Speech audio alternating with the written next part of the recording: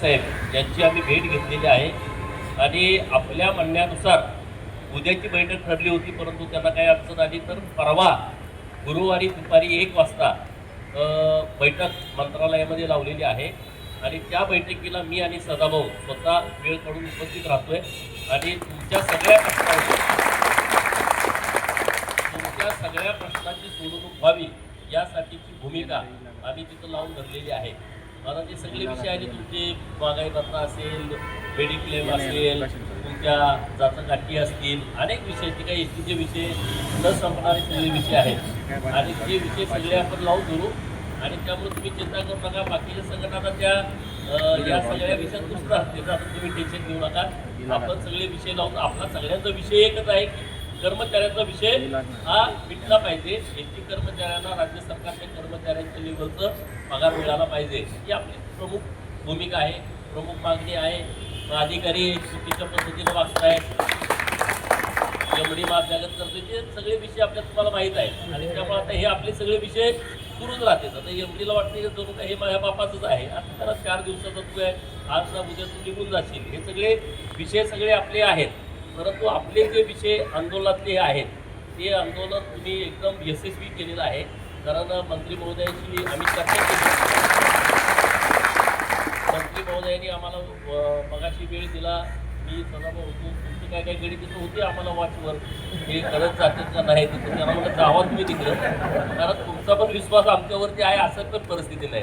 कारण हे तिकडं आम्ही जिकडं फिरत तिकडंच मागं फिरत होती, मला जावा तिकडं म्हटलं आम्ही सगळं बरोबर करतोय, काही चिंता करू नका. आणि मंत्री महोदय अत्यंत सक्षम आहेत. मंत्री महोदयांनी या सगळ्या गोष्टीचा विचार केला आणि मग बैठक आता परवा दिवशी लागलेली आहे आणि त्यामुळे आता सदाभाऊ तुमच्याशी या विषयावरती सविस्तर बोलतील. आणि तुम्हाला माझी विनंती आहे की तुमचे प्रमुख लोक जे बैठकीला अपेक्षित आहेत ती लोक तुम्ही थांबा आणि बाकीचे कर्मचारी तुम्ही काही चिंता करू नका, तुम्ही बिनधास्त. महाराष्ट्र राज्य नावच एवढं मोठं आहे आपलं. माझे सहकारी सन्मान्य आमदार गोपीचंदजी पडळकर या ठिकाणी अन्नत्याग आंदोलनासाठी बसलेले सतीश भैया आणि त्यांचे सर्व सहकारी आणि एस टीचे सर्व कर्मचारी बंधू आहेत.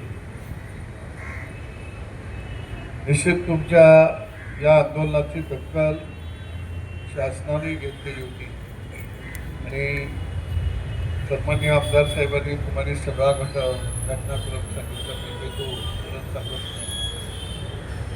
पण एक गोष्ट निश्चित आहे की आमदार साहेब म्हटले तसं की आपला हेतू शुद्ध आहे, परंतु काही धारीतल्या शुक्राचार्य जे कर्मचारी आहेत वरिष्ठ अधिकारी म्हणून ते थोडं मंत्री महोदयाची दिशाभूल करतात.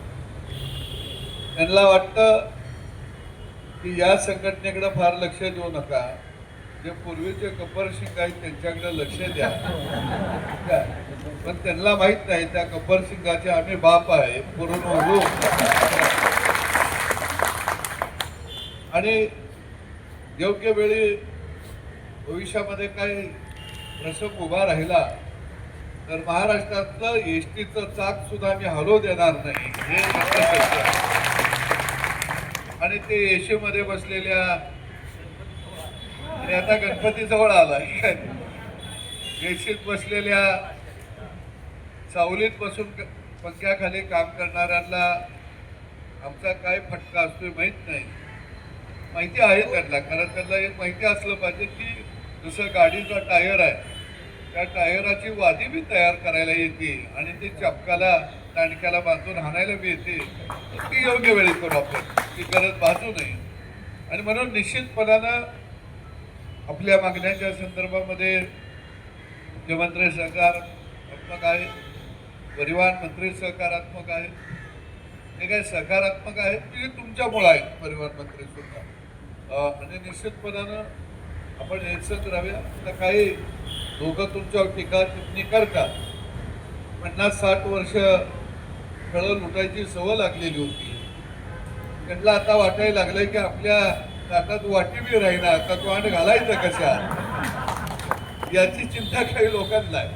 आणि म्हणून परवा दिवशी आपण सगळे मिटिंगला जाऊया.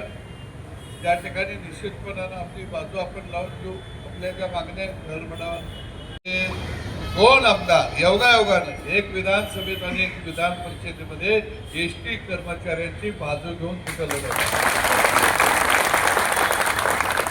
या महाराष्ट्राच्या इतिहासामध्ये पहिल्यांदा असं होतं. तुमच्या लक्षात काही आम्हाने गोष्टी आम्हाने आपण एकच आहे की खेड्यापाड्यातले 18 पगड जातीचे पोटाची खळगी भरण्यासाठी खऱ्या अर्थानं ती लाल परी ही माझी आई आहे म्हणून तिची जपणूक करत आहे, तिला सांभाळत आहे आणि गावगाड्यातल्या गोरगरिबाला खऱ्या अर्थानं अगदी कमी खर्चामध्ये त्यांना त्यांच्या सेवा पुरवत आहे. आणि म्हणून आम्ही तुमच्या बरोबर आहे. काही संघटनेचे मतलबी लोक आमच्यावर टीका करतात. मला त्यांना आव्हान आहे, अरे आम्ही तर येऊन 2 वर्ष येतात, पण आम्ही आल्यानंतर महाराष्ट्राच्या इतिहासामध्ये 5,000, 4,000, 2,500 रुपयाचे मूळ वेतन वाढ हे 50 वर्षाच्या दलालाने कधी केली एवढं एकटा अरे तुम्ही किती वाढवलं?